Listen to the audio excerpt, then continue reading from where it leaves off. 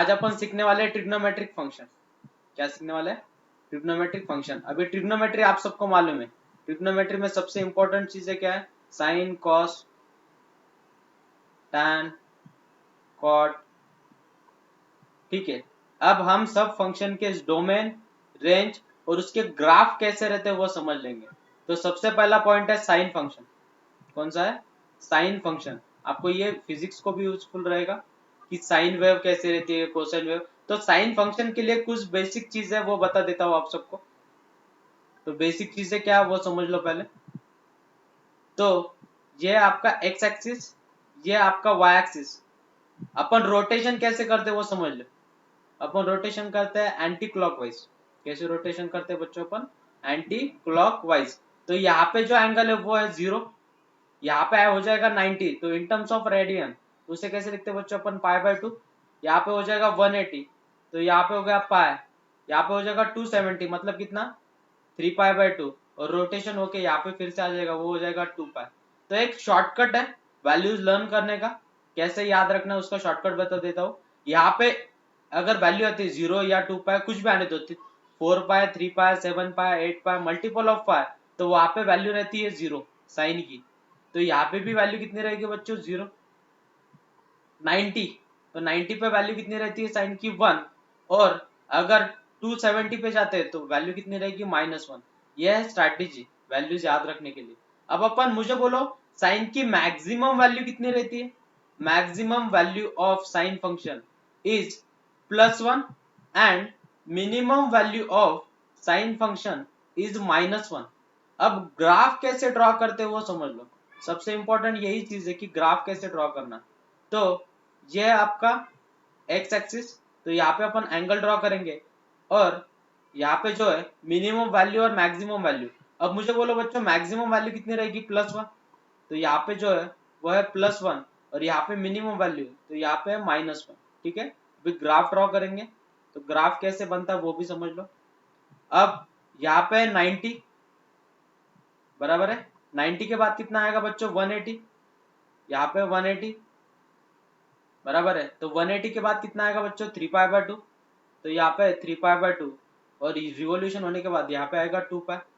जैसे real line पे draw करते हैं वैसे ही यहाँ पे इधर अगर जा रहे हो रियल लाइन पे, तो यहाँ पे निगेटिव एंगल आएगा।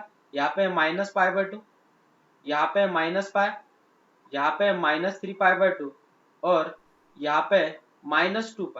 यहाँ पे कितना? -2π। अब देखो डायग्राम कैसे ड्रॉ करेंगे। तो एक कलर सेलेक्ट कर लेते हैं पहले अपन। तो मैं इसकी मैक्सिमम जो वैल्यू है उससे पहले ड्रॉ कर लेता हूँ। ठीक है, और जो मिनिमम वैल्यू उसे भी प्लॉट कर लेता हूँ। ये हो गई उसकी मिनिमम वैल्यू और मैक्सिमम वैल्यू, इन्हें भी ड्रॉ कर लेता हूँ। अच्छा, अच्छे से डायग्राम दिखेगी आप और क्लियर हो जाएगा कि साइन वेव कैसी रहती है।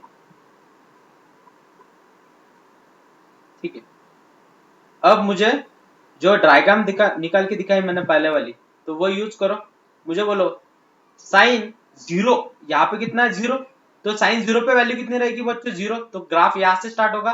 90 पे वैल्यू कितनी हो रही है? 90 पे वैल्यू 1, तो वो ग्राफ ऊपर जाएगा। बाद में फिर से 180 पे वैल्यू कितनी बढ़ रही है? फिर से 0, तो वो ग्राफ फिर से नीचे आएगा। बाद में क्या है? 3π/2, तो 3π/2 वैल्यू कितनी हो रही है? -1, तो वो ग्राफ फिर से नीचे आएगा। बाद में फिर से 2π पे वैल्यू कितनी हो रही है बच्चों? 0, तो वो ग्राफ फिर से ऊपर चला जाएगा। Next same procedure here. आप सबको एक चीज मालूम है, sine of -θ is -sin θ। Sine of -θ is -sin θ। तो मुझे बोलो साइन ऑफ -0, तो साइन ऑफ -0 इज 0 ही हो जाएगा, मतलब उसका ग्राफ वहां से स्टार्ट होगा। नेक्स्ट साइन ऑफ -π/2, तो साइन ऑफ -π/2 कितना हो जाएगा? -sin π/2, मतलब sin π/2 की वैल्यू कितनी रहती है? 1, तो वो हो जाएगी -1। कितनी हो जाएगी? -1, मतलब ग्राफ किधर आएगा? नीचे, ग्राफ नीचे आएगा। बाद में साइन ऑफ -π, तो साइन ऑफ -π कितना हो जाएगा बच्चों? -sin π। तो साइन पाई पे वैल्यू कितनी है? 0, तो ये फिर से 0 बन जाएगा। और बाद में साइन ऑफ -3π/2, तो -3π/2 मतलब कितना? -sin 3π/2, तो 3π/2 पे वैल्यू कितनी रहती है बच्चों, -1, तो माइनस माइनस बिकम क्या हो जाएगा बच्चों, वो +1, तो आपका ग्राफ कितना जाएगा बच्चों, 3π/2 पे प्लस हो जाएगा, फिर से ग्राफ नीचे आ जाएगा, तो यहाँ पे ये हो गई साइन वेव, इसे क्या बोलते हैं, साइन वेव। अब मुझे बोलो, जब अपन आगे ग्राफ को एक्सटेंड कर देंगे तो ये सेम ग्राफ जो है यहां से लेके यहां तक वो same as it is return आएगा, यहां से पीछे अगर आप ये करते हो तो ये ग्राफ इधर सेम आएगा, तो इसे बोलते हैं पीरियड। तो इसका पीरियड कितना बच्चों, 2π, रिमेंबर दिस, ये जो ग्राफ है ये same as it is continue होगा यहाँ पे सेम, तो इसको बोलते हैं अपन पीरियड ऑफ साइन फंक्शन, तो period of sine function is 2π।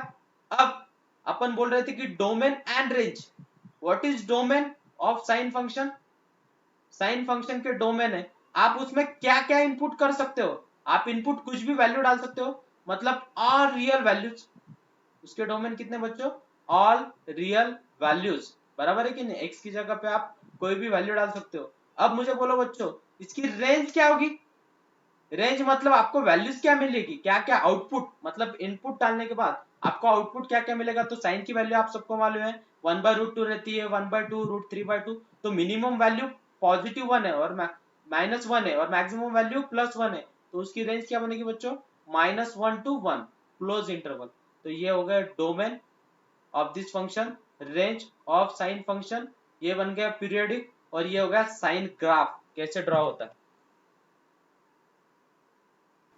अब कोसाइन फंक्शन बोलते हैं उसे, क्या बोलते हैं, कॉस को क्या बोला जाता है, सेकेंड बिट जो है वो है कोसाइन फंक्शन, कोसाइन मतलब ही कॉस फंक्शन है, रिमेंबर दिस, ठीक है। अब कोसाइन फंक्शन के लिए सेम प्रोसीजर याद रखनी है, मैं आपको यहाँ पे एक स्ट्रैटेजी बताता हूँ, यहाँ पे वैल्यू रहेगी 0, यहाँ पे वैल्यू रहेगी बच्चों π/2, यहाँ पे वैल्यू रहेगी पाई, यहाँ पे वैल्यू रहेगी 3π/2, और फिर से रिवोल्यूशन होके यहाँ पे आ जाएगा 2π। अब इसके लिए स्ट्रैटेजी कैसे याद रखनी, वैल्यूज कैसे याद रखनी, तो cos 0 रहता है बच्चों 1, तो इसकी अपोजिट साइड जो रहेगी वो रहेगी -1, नेक्स्ट ये जो वैल्यू है वो रहेगी 0, तो भी ये वैल्यू क्या रहेगी 0, ये शॉर्टकट है याद रखने के लिए, ये बहुत यूजफुल रहेगा आप सबके लिए, ठीक है। अब इसकी डायग्राम ड्रॉ कर लेंगे बच्चों,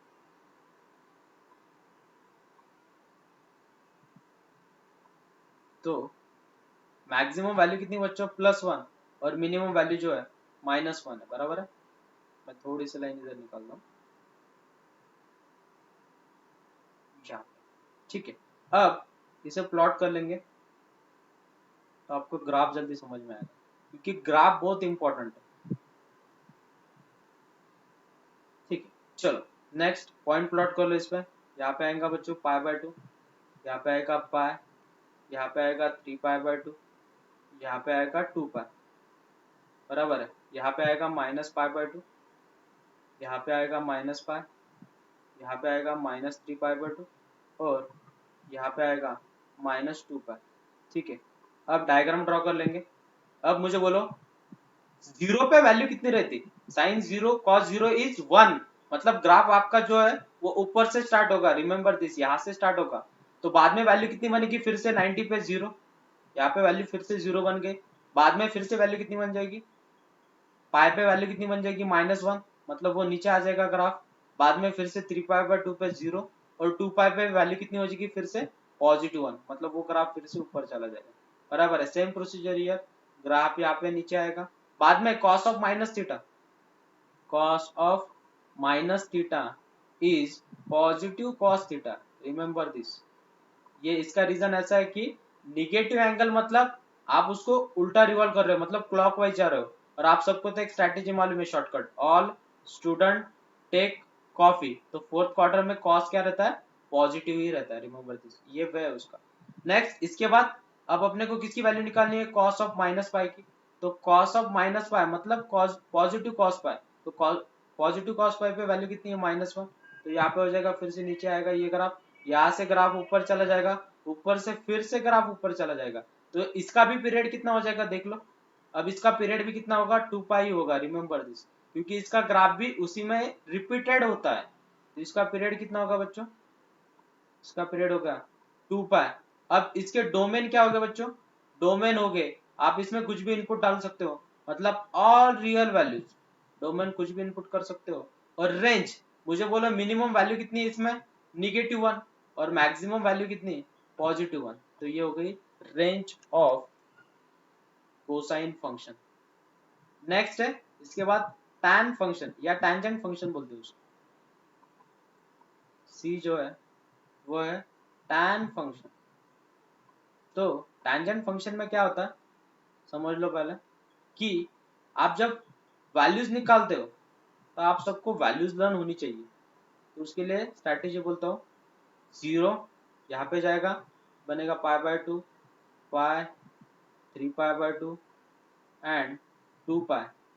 तो यहाँ पे वैल्यू जो है वो 0, यहाँ पे वैल्यू कितनी है 0, यहाँ पे भी वैल्यू कितनी है 0, रिमेम्बर दिस। लेकिन यहाँ पे जो वैल्यू है 90 पे वैल्यू क्या रहती है इन्फिनिटी, तो पॉजिटिव इन्फिनिटी।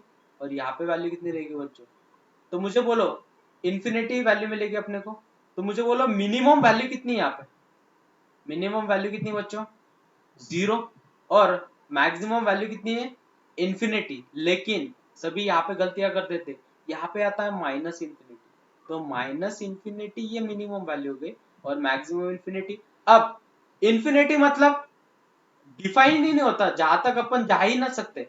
लेकिन डोमेन क्या बोलता है, डोमेन मतलब जो भी कुछ फंक्शन, मतलब क्या, जो भी कुछ इनपुट डालोगे आपको आउटपुट मिलना जरूरी। मतलब ये सपोज एक आटा मेकर है, ये एक आटा मेकर है, अगर मैं इसमें कुछ इनपुट डालूंगा, इसमें कुछ इनपुट डालूंगा और मुझे आउटपुट मिलेगा ही नहीं, ऐसा कभी हो सकता है। सपोज मैंने इसमें गेहूं डाल दी, तो आटा मेकर में डालने के बाद मुझे आउटपुट कुछ मिलेगा नहीं, ऐसा कभी हो सकता है क्या, नहीं। ये कुछ मिस्टर इंडिया वाली आटा मेकर नहीं है, तो आपको आउटपुट मिलना कंपल्शन है, तो मिलना ही चाहिए। तो मुझे बोलो इन्फिनिटी तो मिल ही नहीं सकता, बराबर है कि नहीं। तो इसकी वजह से इन्फिनिटी जो कौन से एंगल पे वैल्यू इन्फिनिटी आ रही, देखो π/2 पे, 3π/2 पे, और कौन से वैल्यू पे आएंगी बोलो, π/2, बाद में कितना 3π/2, उसके बाद कितना आएगा बच्चों 5π/2, उसके बाद कितना आएगा 7π/2, उसके बाद 9π/2 एंड सो ऑन। तो ये वैल्यू पे ये जो एंगल है इस पे वैल्यू एग्जिस्ट हो रही क्या, नहीं। तो डोमेन का कहना क्या है कि जो वैल्यू, जो एंगल पे वैल्यू एग्जिस्ट होती नहीं उसे अपन ने निकाल डालना है। मतलब रेंज क्या हो जाएगी r minus multiple of π/2, multiple of का π/2, उसे क्या करना है सब्ट्रैक्ट। अब मल्टीपल ऑफ 2π/2 इसे कैसे लिखते हो बच्चों आप, 2n-1 इंटू π/2। तो कुछ बुक में डोमेन आपको ऐसे गिवन रहेंगे r माइनस, ऐसे लिखा रहेगा 2n-1 इंटू π/2। आप सोच रहे हो कि सर आपने ये कैसे लिखा, देखो कैसे लिखा, तो n की जगह पे 1 डाल दो बच्चों, तो 2-1, तो 2-1 इज 1, मतलब π/2 मिल गया। n की जगह पे 2 डाल दो बच्चों, 2 2 जा 4, 4-1 इज 3π/2। n की जगह पे बच्चों 3 डाल दो, 3 2 जा 6, 6-1 इज 5π/2। मतलब n की वैल्यू जैसे डालते जाओगे आप, तो n belongs to z, n belongs to क्या z। यहाँ पे लिखना पड़ेगा आपको n क्या है, n belongs to z integers. आप कोई भी वैल्यूज में सब्स्टिट्यूट कर सकते हो, तो पॉजिटिव इंटीजर्स लिख दो आप, तो और क्लियरिफिकेशन मिलती चलेगा, ठीक है।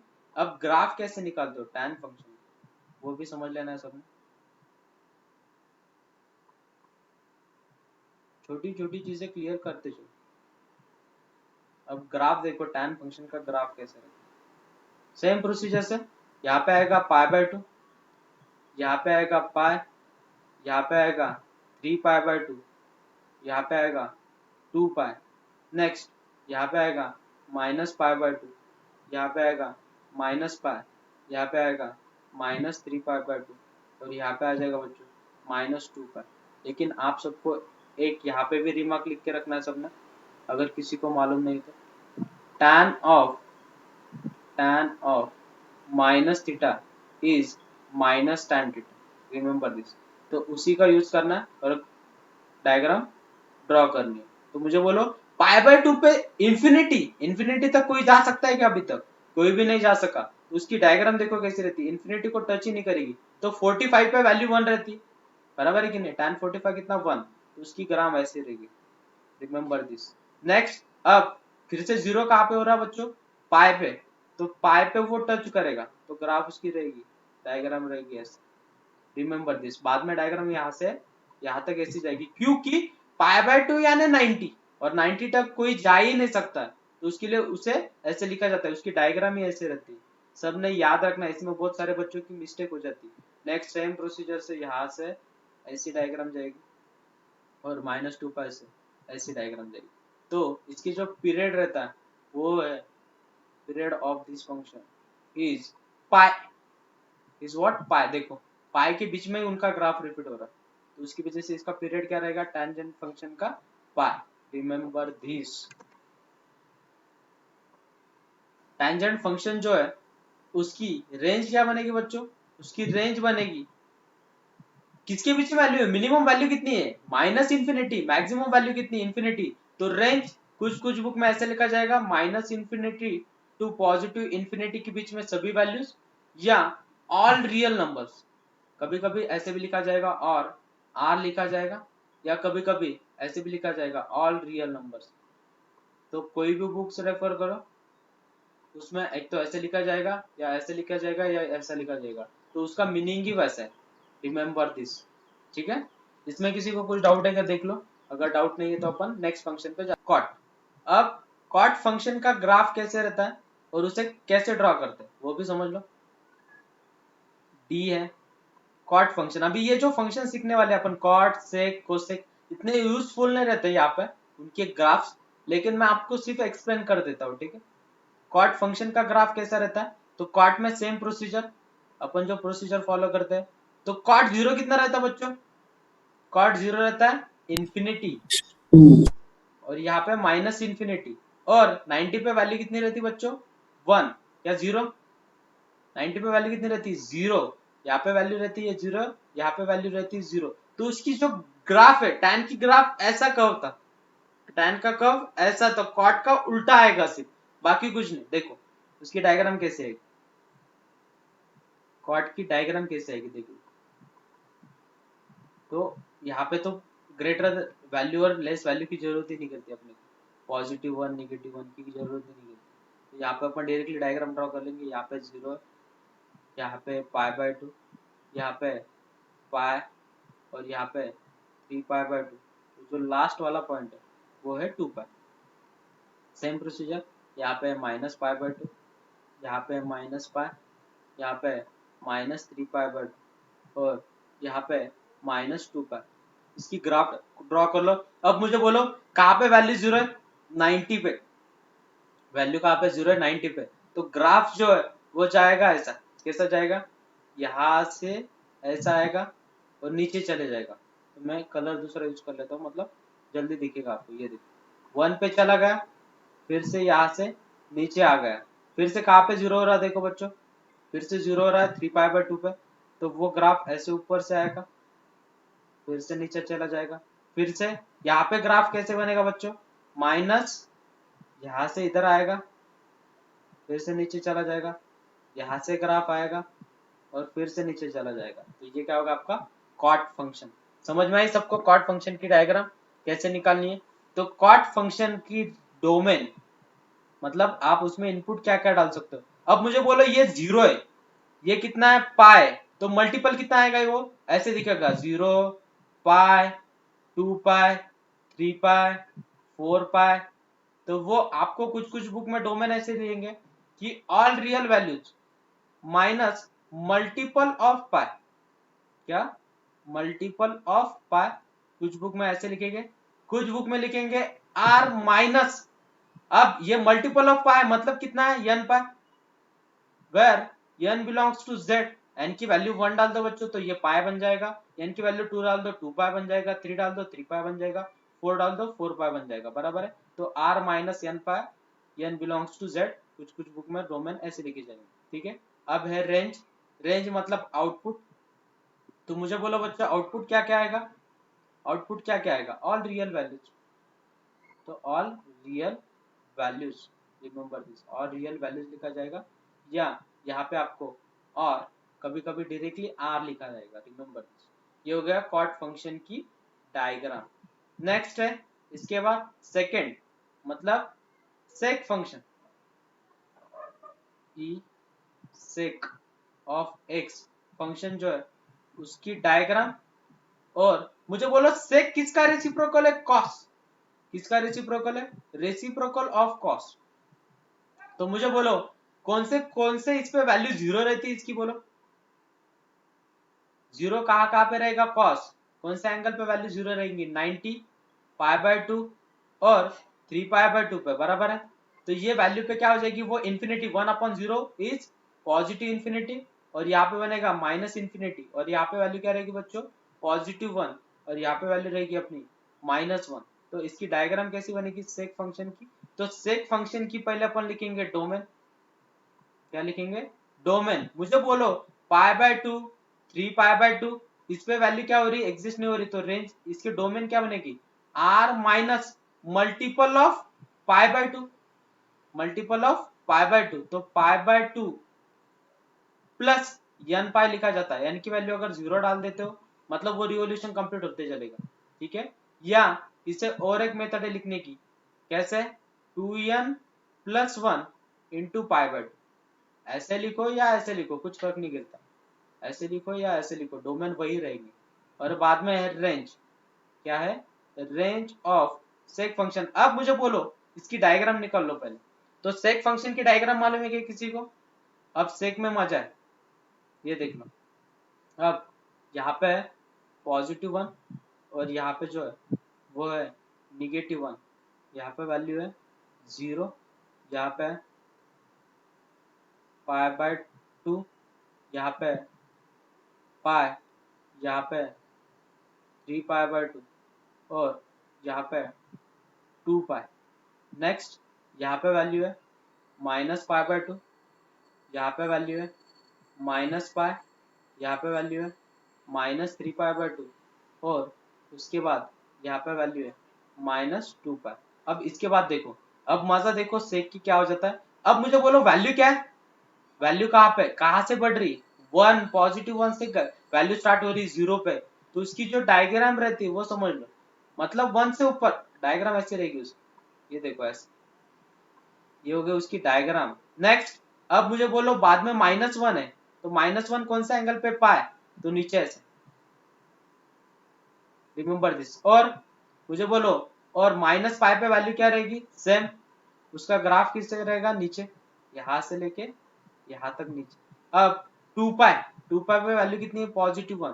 तो उसकी डायग्राम यहाँ पे कैसे रहेगी? ऐसे, यहाँ से ऐसे। और -2 पाई तो वो सेम ही रहेगी, तो डायग्राम उसकी रहेगी ऐसे। रिमेंबर दिस, क्योंकि वो इन्फिनिटी को टच नहीं कर सकती, तो 1 से बड़ी ही वैल्यू रहेगी। 1 से बड़ी वैल्यू रहेंगी मतलब इसकी रेंज क्या रहेगी बच्चों? रेंज क्या रहेगी? यहाँ पे रेंज समझ लो। अभी रेंज में बहुत सारे बच्चे यहाँ पे मिस्टेक कर देते कि सर हमने डायरेक्टली लिख दिया r-, ऐसे नहीं चलता है। अब मुझे बोलो आउटपुट क्या मिलने वाला है आपको? मिनिमम 1 और -1। तो क्या लिखोगे? -1 टू -इन्फिनिटी यूनियन विथ, क्योंकि अपन इसको फिर टोटल तो नहीं कर सकते ना, तो पार्ट पार्ट में करके उसका यूनियन ले सकते हो। तो अब मिनिमम वैल्यू कितनी? +1 टू +इन्फिनिटी। अगर ये किसी को समझ में नहीं आया तो देख लो, यहाँ पे डायग्राम एक्सप्लेन करता हूँ। यहाँ पे वैल्यू कितनी है? यहाँ पे देखो रेंज उन्होंने ऐसे क्यों ली, अपन ने रेंज ऐसी क्यों ली, इसकी रेंज ऐसी क्यों बनती? मुझे बोलो आपको जीरो वैल्यू मिलने ही नहीं वाली। सेक के अगर आप हर एक वैल्यू डाल के देखोगे, जो आउटपुट मिलेगा वो जीरो कभी मिल ही नहीं सकता आपको। तो जीरो नहीं मिल सकता मतलब जीरो नहीं मिलेगा, तो आपको वैल्यू क्या मिलेंगी? एक तो माइनस और 1 के, देखो 1 से बड़ी और -1 से बड़ी ही वैल्यू मिलेगी। तो -1 से इधर जाना पड़ेगा और +1 से इधर जाना पड़ेगा।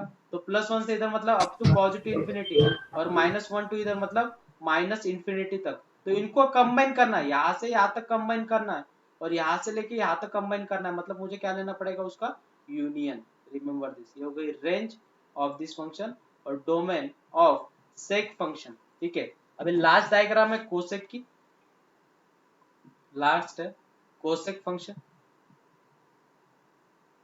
अब कोसेक फंक्शन में समझ लो क्या हो जाता है।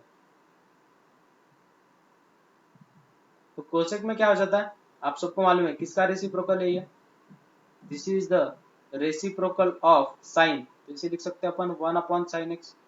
तो आप सबको तो sin x की वैल्यू मालूम है, आपको 90 पे वैल्यू +1 मिलती है और यहाँ पे -1 मिलती है, बराबर है। यहाँ पे वैल्यू क्या मिलेगी, -1। यहाँ पे मिलेगी पॉजिटिव इन्फिनिटी और यहाँ पे मिलेगी आपको बच्चों -इन्फिनिटी। तो इसका ग्राफ कैसा बनेगा, इसका ग्राफ जैसे सेक का बना है वैसे ही इसका भी ग्राफ बनेगा। मैं डायग्राम प्लॉट कर लेता हूँ। यहाँ पे वैल्यू है सपोज 0, यहाँ पे पाई/2, यहाँ पे पाई, यहाँ पे वैल्यू -3π/2, यहाँ पे पॉइंट है 2π। सेम यहाँ पर है -π/2, यहाँ पे -π, यहाँ पे -3π/2 और यहाँ पे -2π। अब डायग्राम देख लो इसकी कैसे बनेगी। मैक्सिमम वैल्यू कितनी है, +1, लेकिन वहाँ पे मिल रही है आपको 90 डिग्री पे। तो 90 कहाँ पे, यहाँ पे, तो उसकी डायग्राम जो रहेगी ऐसी रहेगी। नेक्स्ट, बाद में कहाँ पे नेगेटिव मिल रही है आपको, -1 3π/2 पे, उसकी डायग्राम यहाँ से ऐसी बनेगी। नेक्स्ट, सेम प्रोसीजर अगर फॉलो करते, लेकिन यहाँ पे देखो कोसेक ऑफ -θ इज पॉजिटिव, तो अगर आप -π/2 अगर डाल रहे हो तो आपको निगेटिव वैल्यू मिलेगी, मतलब यहाँ पे ग्राफ ऐसे उल्टा बन जाएगा। और यहाँ पे अगर डाल रहे हो -3π/2 निगेटिव का क्या बन जाएगा बच्चों, पॉजिटिव। उसकी डायग्राम रहेगी तो ऊपर रहेगी, ठीक है। ये हो गई इसकी डायग्राम। अब मुझे बोलो बच्चों इसमें डोमेन एंड रेंज क्या बनेंगे। तो यहाँ पे डोमेन बनेगी, डोमेन क्या बनेगी, कौन सी वैल्यू निकालनी पड़ेगी आपको, मल्टीपल ऑफ पाई, बराबर है। तो डोमेन बन जाएगा आपका आर में से क्या निकाल देना, multiple of pi, multiple of pi, या आप उसको ऐसे लिख सकते हो मैथमेटिकल लैंग्वेज में, r minus n pi where n belongs to z।